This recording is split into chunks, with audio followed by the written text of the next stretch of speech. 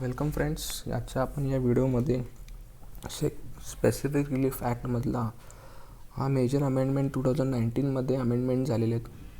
की अमेंडमेंट काय झालं होतं की स्पेसिफिक परफॉर्मन्स पहिल्यांदा डिस्क्रिशनरी राईट होता. Now it is become the mandatory. The specific performance of contract shall be granted and when cannot be granted त्याचे एक्सेप्शन दिलेले आहेत. सो आता आपल्याला सेक्शन 7 आणि सेक्शन 8 की recovery of specific movable property. So in the name of itself ॲक्टमध्ये काय घेतलं की स्पेसिफिक रिलीफ.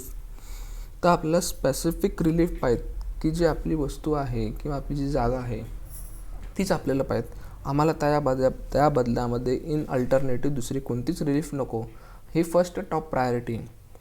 काय फर्स्ट टॉप प्रायोरिटी आहे की आमची जी वस्तू आहे तीच वस्तू आम्हाला पाहिजेत. स्पेसिफिक म्हणजे आमचं लँड जर आमच्याकडनं डिस्पोजेस केलं असेल तर आम्हाला ते लँडच पाहिजे. आम्हाला अल्टरनेटिव्ह रिलीफ नको. जर एखादी आमची मूव्हेबल प्रॉपर्टी जर हरवली असेल तर आम्हाला ती स्पेसिफिक रिलीफच पाहिजे. हे या कायद्याचा मुद्दा आहे. ही just like an equitable relief आहे. पहिल्यांदा हा कायदा 1963ला आला. त्याच्या अगोदर ही इक्विटेबल रिलीफ म्हणून दिली जात होती. Now it become स्टॅट्यूट.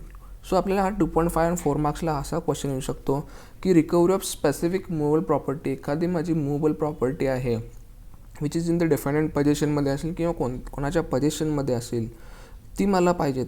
तर सेक्शन 7 आणि 8 त्याचं उत्तर देतो. किंवा आपल्याला एक्झाममध्ये दुसरा क्वेश्चन येऊ शकतो की सेक्शन 7, 8 यामधील डिफरन्स लिहा. तो सेक्शन 7चं हेडिंग काय की recovery of specific movable property. So specific movable प्रॉपर्टीचं रिकव्हरी करायचं आहे हे सेक्शन 7चं आहे. सेक्शन 8चं काय की the liability of a person who is not owner of that movable property. ज्याच्याकडं ती वस्तू त्याच्या ताब्यात आहे तो ओनर नाही आहे, मग त्याची लायबिलिटी काय. But that property in is position. एखादी वस्तू आहे ती समोरच्या डिफेंडंटच्या ताब्यामध्ये आहे, तो ओनरसुद्धा नाही आहे, मग त्याची लायबिलिटी काय, त्याची जबाबदारी काय की ती प्रॉपर्टी ज्याला हवी आहे जो मालक आहे त्याला रिटर्न द्यायला पाहिजे. हे सेक्शन 8मध्ये सांगतं. तर आपण 1 बाय 1 बघू की सेक्शन 7मध्ये काय काय इन्ग्रेडियंट्स आहेत. आपल्या एक्झाममध्ये काय पॉईंट्स मेन्शन करायला पाहिजे. सर्वात पहिल्यांदा म्हणजे काय सेक्शन 7 आणि सेक्शन 8 जे आहेत हे 2 सेक्शन मूव्हेबल प्रॉपर्टी संबंधी सांगतात. सेक्शन 5 आणि सेक्शन 6मध्ये आपण इमूव्हेबल प्रॉपर्टी संबंधी बघितलं. सेक्शन 5मध्ये काय बघितलं आपण की it is the based on टायटलवरती लिमिटेशन 12 पिरियड्स आहे. प्रोसिजर सिव्हिल प्रोसिजर कोडच्या रूल्सनुसार आपण इमूव्हेबल प्रॉपर्टी रिकवर करणार आहोत. आणि सेक्शन 6मध्ये काय बघितलं की बेस्ड ऑन प्रिव्हियस पोझिशन आहे की 6 महिने माझं अगोदर पीसफुल सेटल पोझिशन होतं आणि डिफेंडंटनी मला illegally without due process of law without consent मला बाहेर काढले. सेक्शन 6मध्ये होतं. नाव सेक्शन 7 आणि 8मध्ये मूव्हेबल प्रॉपर्टी आहे. हे आपण समजायला पाहिजे. नाव मूव्हेबल प्रॉपर्टी म्हणजे काय की ती असर्टन आहे किंवा सर्टन आहे. केपेबल ऑफ आयडेंटिफिकेशन आहे की त्या प्रॉपर्टीचं आयडेंटिफाय करता येतं. की जसं की गोल्ड चेन आहे, फॉर एक्झाम्पल देवाची मूर्ती आहे, हे तुम्ही आयडेंटिफिकेशन करू शकता. त्याला मूव्हेबल प्रॉपर्टी म्हणायचं आहे. Means it is a movable property which is ascertain आहे and capable of identification. So second point की any person who is entitled to such a possession of such a property can recover it in the manner provided by code of civil procedure code 1908. So CPCच्या प्रोव्हिजनच्या रूल्सनुसार तुम्ही या प्रॉपर्टीचं position काय करू शकता, recover करू शकता. Now is entitled to immediate possession of that property. ना 2 प्रकारचे पोझिशन, एक मिडिएट पोझिशन आणि इमिजिएट पोझिशन. मिडिएट पोझिशन म्हणजे काय आपण ज्युरिस्प्रुडन्समध्ये पाहिलं आहे. आता मिडिएट पोझिशन म्हणजे काय ती प्रॉपर्टी आहे ती एजंटच्या ताब्यात आहे आणि इमिजिएट पोझिशन म्हणजे ती मालकाच्या ताब्यामध्ये असायला पाहिजे. हा डिफरन्स आहे. So he may entitle even without being owner. So section 7मध्ये काय दिलं आहे की बेस्ड अपॉन टायटल नाही आहे. He is entitle. He just काय तो फक्त एंटायटल आहे even without being owner. So section 7मध्ये ओनरशिप इज इररेलेव्हंट आहे आणि सेक्शन 8मध्ये काय ओनरशिप इरेलेव्हंट आहे.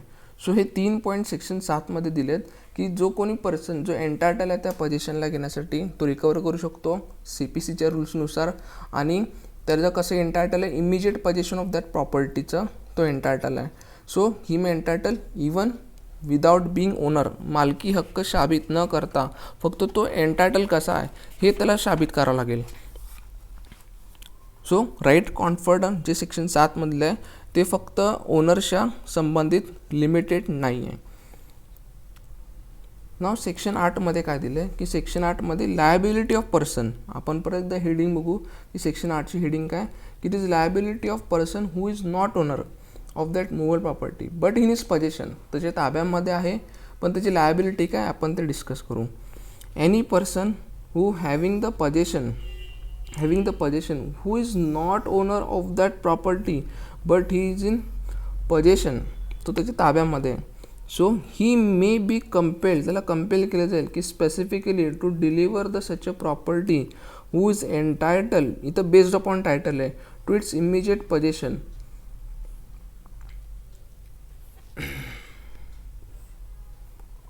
So he may be compelled to specifically deliver to the such a person who is entitled to its immediate possession.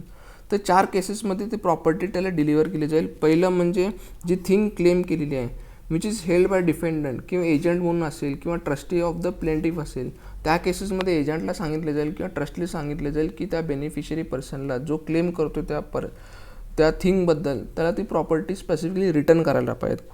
जर compensation in money is not afford the plaintiff advocate relief for the loss of the thing claim, जर त्या वस्तू जी आहे जी movable property आहे त्याचं नुकसान भरपाई करता येत नाही, त्याचं कॅल्क्युलेशन करता येत नसेल तर अशा केसेसमध्ये सुद्धा काय केलं जाईल आणि extremely difficult to ascertain the actual damage, किती नुकसान झालं आहे किंवा कंपन्सेशन पैशाच्या स्वरूपात आपल्याला ते कॅल्क्युलेट करता येत नसेल तर अशा परिस्थितीमध्ये ती वस्तूच द्यायला पाहिजे. जसं फॉर एक्झाम्पल आपल्या बेअर ॲक्टमध्ये जे ओल्ड आहे 1963च्या अगोदर जे बेअर ॲक्ट होतं स्पेसिफिक रिलीफ, त्यामध्ये इलॉस्ट्रेशन होते. नाव जे 1963च्या केसेसमध्ये जे बेअर ॲक्ट आहे त्यामध्ये इलॉस्ट्रेशन दिलं नाही. तर त्यामध्ये असं एक्झाम्पल आहे की एक देवाची मूर्ती आहे, ती देवाची मूर्ती जर हरवली आणि त्याची त्यावरती श्रद्धा आहे, मग ती मूर्ती जे आयडॉल आहे तेच पाहिजे, त्याच्याबद्दल दुसरं मला कोणतेच नको, तर हे एक्झाम्पल ह्याच्यामध्ये सुटेबल होतं आहे. आणि when the possession of the thing claim has been wrongfully transferred from the plaintiff, जर ती प्लेंटिफकडनं चुकीने दुसऱ्याला ट्रान्सफर झाली, मी फॉर एक्झाम्पल आपलं ॲमेझॉन, फ्लिपकार्ट या अशा केसेसमध्ये जो ॲमेझॉन डिलिव्हर येतो, जर ज्याकडनं बाय मिस्टेकनली तुम्हाला जर ते मूवेबल प्रॉपर्टी डिलिव्हर झाली तर तुम्ही काय करता, ॲज फार ॲज कॉन्ट्रॅक्ट ॲक्टनुसार आपण ते प्रॉपर्टी त्याला रिटर्न करायला पाहिजे. So the possession of the thing claim जे आहे has been wrongfully transfer from the plaintiff इथं तुमचं ॲमेझॉन डिलिव्हरी असेल, फ्लिपकार्ट डिलिव्हरीवाला असू शकतो. सो डिफेंडंट हा त्या पोजेशनमध्ये आहे, स्पेसिफिक पर्टिक्युलर मूवेबल प्रॉपर्टी आहे. सेक्शन 8 हे इमूवेबल प्रॉपर्टीला लागू होत नाही. डिफेंडंट जे आहे हू is not owner of that particular property, जो डिफेंडंट आहे तो मालक नाही आहे. आणि प्लेंटिफ आहे entitled to immediate possession of that property. So section 7 आणि 8मध्ये डिफरन्स पाहायचा झाला तर सेक्शन 7 जे आहे ते पजेसरी रेमेडीजवरती आहे की माझ्याकडं ते आधी पीसफुल सेटल पोजेशन होतं, त्या पोजेशनच्या बेसिसवरती मी सूट फाईल करतो. पण सेक्शन 8मध्ये प्रोप्रायटरशिप आहे, मालकी हक्कावरती बेस आहे, ह्याच्यामध्ये पोजेशनचा संबंध नाही की जो मालक आहे, जो इमिजिएट पोजेशन आहे त्याला ती प्रॉपर्टी मिळायला पाहिजे. सेक्शन 8मध्ये. सेक्शन 7मध्ये he can bring suit even against owner of that property. Section 7मध्ये आणि सेक्शन 8मध्ये हा डिफरन्स आहे की सेक्शन 7मध्ये की even against owner of that प्रॉपर्टीसुद्धा तुम्ही जो मालक आहे त्याच्यावरती सुद्धा सूट फाईल करू शकता. आपण इथं पाहिलं सेक्शन 7मध्ये की he may entitled to even without being owner, तो मालक नसताना सुद्धा प्रॉपर्टी रिकवर करू शकतो. मी सेक्शन 7मध्ये ओनरशिप इररिलेव्हंट आहे, सेक्शन 7मध्ये ओनरशिप इररिलेव्हंट आहे.